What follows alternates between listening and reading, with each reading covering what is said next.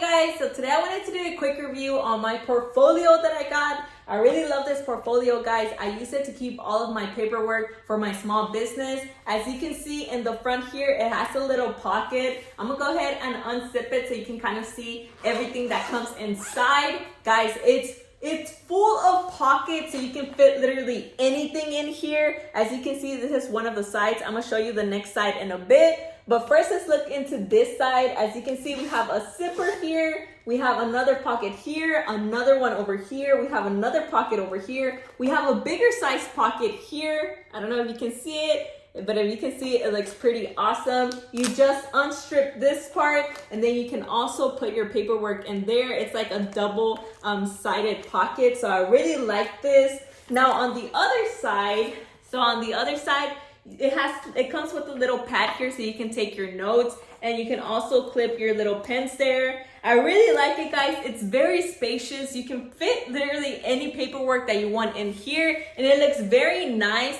It looks durable. I have been having it for more than 1.5 years already, so going into my 2nd year, and it still looks brand new. But I would definitely recommend this portfolio if you're looking for a good place to store all of your paperwork.